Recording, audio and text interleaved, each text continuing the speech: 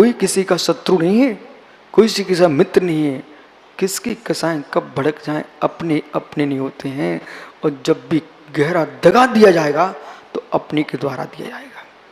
जिन मुनिराज के सिर पर केले ठोके गए थे, वो केले ठोकने वाला कौन था?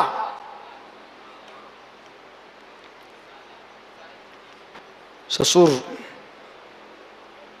गज कुमार मुनिराज ने, अब देखो भावों की दशा है, भावों की दशा है। मुनि दीक्षा लेने के पहले शादी कर ली। जब शादी किए तो उन्होंने भगवान का समूषण देखा, वैराग हो गया और जिन दीक्षा ले ली, ध्यान में लीन थे जंगल में। वहां से ससुर निकलता, ससुर ससुर ही था। हो ससुर ही था। जैसे देखा बोले आपको यदि यही ढोंग रचना थे, देखो कसाई होती तो क्या बोलती, श्रद्धा होते आ गांधी भगवान बैठे, मुनिराज भगवान है, और श्रद्धा नहीं है ढोंगी बैठा है, भाषा बदल जाती। आस्था में भगवान होते हैं, आस्था में भगवान होते हैं, अनास्था में पत्थर होता है। आस्था में गुरु होते हैं, अनास्था में नंगा आदमी होता है। आस्था में शास्त्र होते हैं, अनास्था में कागज का पिंड होता है। यही विचित्र संसार की दशा है।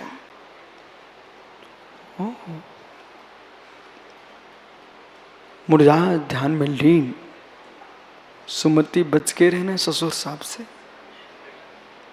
ध्यान में लीन।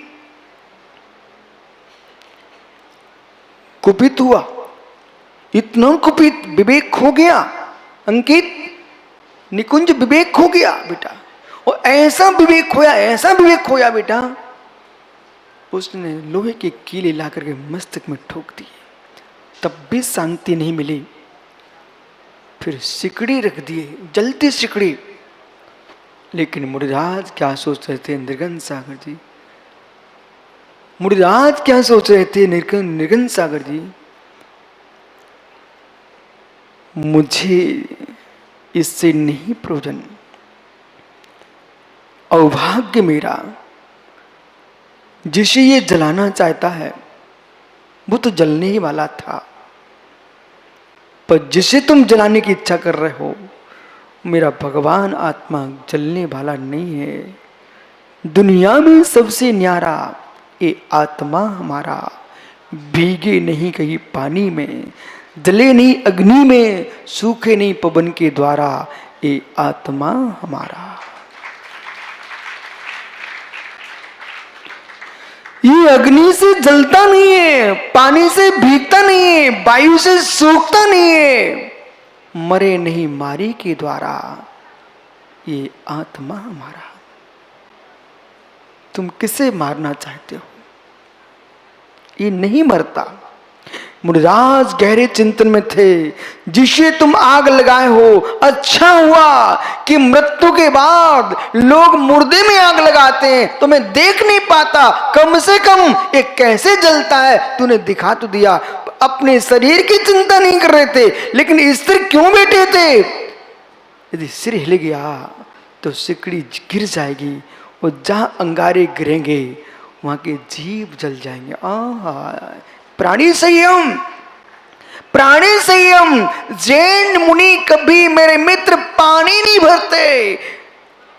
जैन मुनि भैया कभी न कुएं से, बावड़ी कहीं से पानी नहीं भरते अपने लिए, मित्र दूसरे के लिए भी नहीं।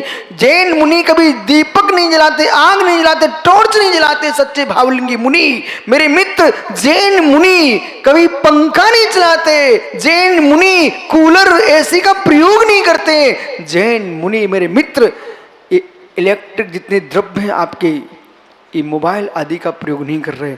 ओहो वे योगीश्वर, पृथ्वी कायिक, जल कायिक, अग्नि कायिक, वायु कायिक, वनस्पति कायिक, वे क्या जीवों की हिंसा करेंगे? हे मित्र, जो वनस्पति के छेद में भी पाप देखते हैं, वे मुनिराज भूखे रह के समाधि कर लेंगे, लेकिन अपने हाथ से किसी वृक्ष के फल निकाल के कभी नहीं खाएंगे। वे जैन मुनि कहलाते हैं जो अपने हाथ से, मेरे मित्र, समाधि स्वीकार है लेकिन अपने हाथ से रोटी बना के खाना स्वीकार नहीं है। ये जैन मुनि अपने हाथ से कभी गक्कड़ नहीं बनाते हैं, लक्कड़ नहीं छीलते हैं, ये कर्मों को छीलते हैं, कर्मों को जलाते हैं। मांगने नहीं जाते, कुछ है ही नहीं, मांगे किसमें, रखेंगे किसमें, ये मानना पड़ेगा।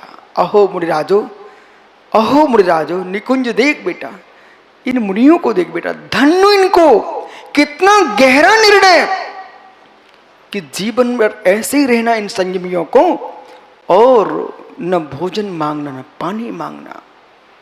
कितना गहरा निर्णय। महीनों महीने निकल जाए, नहीं मिले, जंगलों में निवास कर रहे हैं, कोई आहार देने वाला नहीं मिला, समाधियां हो गई, लेकिन किसी वृक्ष का फल तोड़ के नहीं खाते, किसी नदी का पानी ऐसे नहीं पीते, और पर्वतों के, चट्टान के गुफाओं के नीचे रह लेंगे, वृक्ष के नीचे रह लेंगे, सरोवर के किनारे बैठ के रह लेंगे, लेकिन दिगंबर मुनि कभी एक ईंट उठा करके अपना भवन नहीं बनाता है, कोई झुपड़ियां बना के नहीं रहती। मालूम, मैं जबलपुर में चातुर्मास कर रहा था, दिल्ली से और हरियाणा से 4 युवा आए, इतने सुंदर गोरे चेहरे, भी चारों ब्राह्मण पुत्र थे बेटा। उन्होंने सुना जबलपुर में कि यहाँ कोई जैन मुनिराज हैं, उनका उपदेश चल रहा है। उन चारों भाइयों की इच्छा हुई मैं दर्शन करने जाऊं। जब दर्शन की भावना हुई, वही घटना यहाँ हुई थी एक बार, आपके भिलाई नेहरू नगर में पंचकर्म चल रहा था, नेहरू नगर में। तो वहां पर नेहरू नगर में जब पंचकर्म हुआ तो ये चारों तरफ पोस्टर लगे हुए थे पंचकर्म महोत्सव के। एक अंग्रेज स्विट्जरलैंड, पता नहीं कौन से देश से आया, वो पोस्टरों को देखते देखते देखते, तब वो हिंदी तो समझ नहीं रहा था, पोस्टर देखते देखते देखो वहां तक पहुंच गया जहां मैं बैठा था। याद है सुब्रत सांगरी, वहां तक पहुंच गया। एक नेहरू नगर की घटना, भिलाई में आकर के प्रणाम करता है, उससे अंग्रेजी में बात की महाराज लोगों से, कहता है कैसे आया आप? बोले मैंने देखा जैन साधु तो अभी तक मैंने देखा नहीं था कैसे होते हैं, अंदर भाव जगा, तो मैं यहाँ उनके दर्शन करने आया हूँ। बोले कैसे आ गए, कैसे लगा? बोले मैं सोचता था दुनिया में जितनी पोशाकें हैं इनसे खुशी जीवन जिया जाता होगा, इनको देख करके लगा इससे खुशी जीवन क्या हो सकता है। ये कपड़े क्यों नहीं पहनते? अरे भाई समझो, कपड़े पहनेंगे भीख मांगना पड़ेगी, और राग बढ़ेगा, धोना पड़ेंगे, सुखाना पड़ेंगे, कितना पानी का प्रयोग होगा, नाली में बहेगा, साबुन सोड़ा जाएगा, वो हिंसा होगी। अहिंसा महाव्रत के पालने के लिए ये प्राणी संयम का पालन करते हैं, इसलिए मुनिराज कपड़े नहीं पहनते। ओहो, और मित्र तुमको टी शर्ट उतारना पड़ती है, बटन लगाना पड़ते, खोलना पड़ते हैं, कितना समय बर्बाद करते हो। धन्य योगी अपने वस्त्र के बटन लगाने में समय बर्बाद न हो, इसलिए दिगंबर रहते हैं।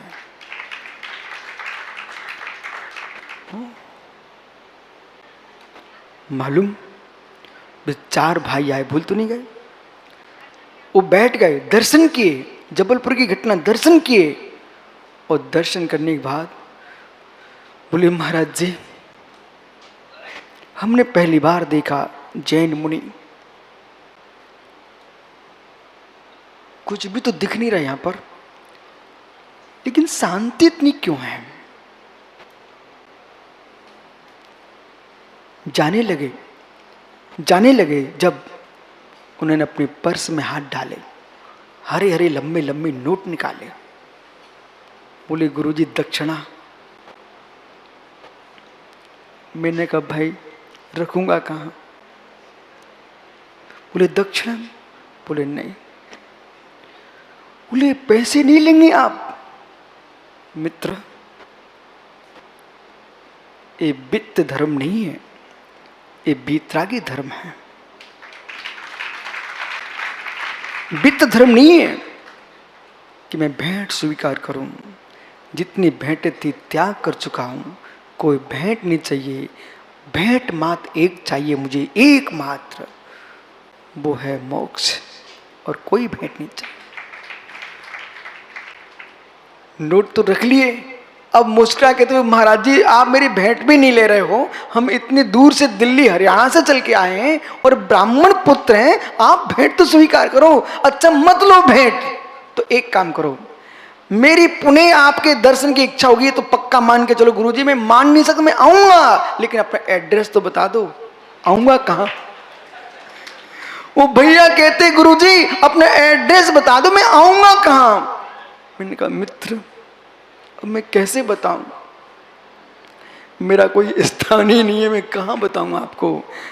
यही है, आप स्वयं पता करना। मैं भारत के बाहर जाने का त्याग है, मेरा भारत के बाहर जाने का त्याग है, और भारत के कोने कोने में जाने का नियम है।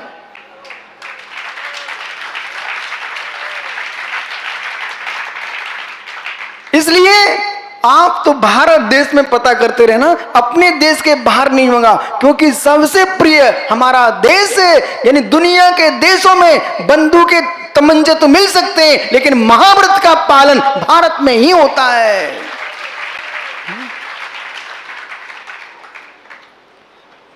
चारों को चारों भाई इतने मुस्कुरा के गए, बोले महाराज जी अभी तक मैं यही सोचता था कि गुरुजी के पास जाओ, जब तक भेंट न हो तब तक खाली हाथ मत जाओ। मैंने कहा मित्र यहां तुम पूरे खाली चले आना, पर भर के जाना। बोले किससे? संयम। विराजो बालक, संयम। प्राणी इंद्रियेश अशु प्रवृत्ति निवृत्ति संयमा।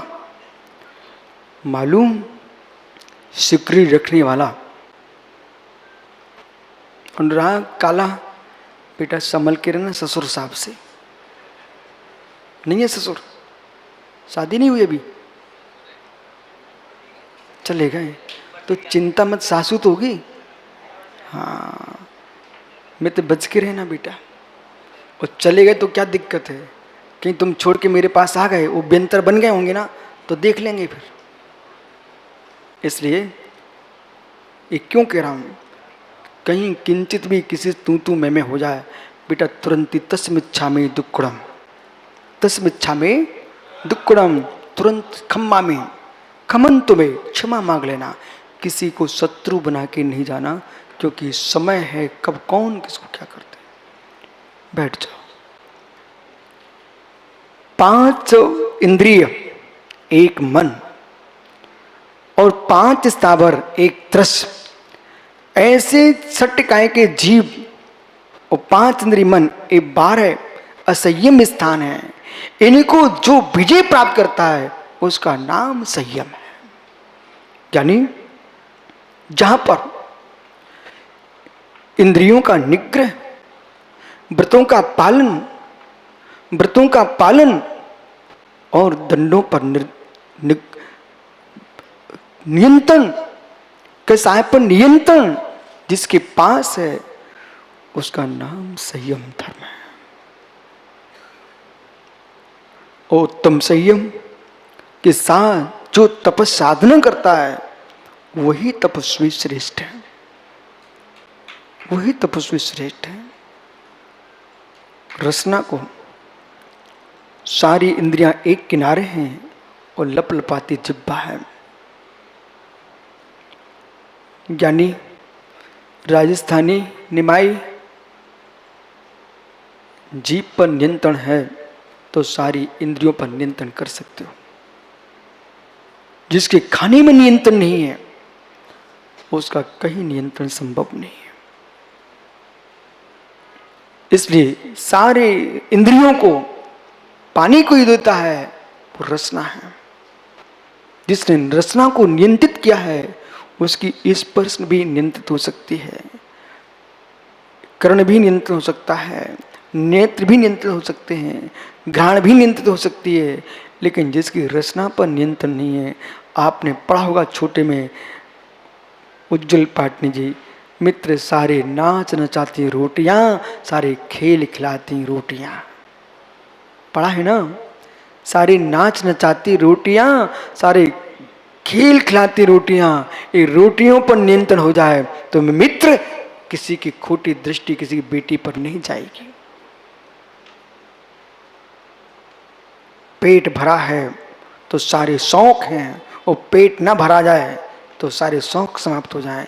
इसलिए मित्र उतना ही पेट भरना जिसे संयम पले, इतना पेट मत भर लेना जिसे असंयम पले। बैठ जाओ भैया।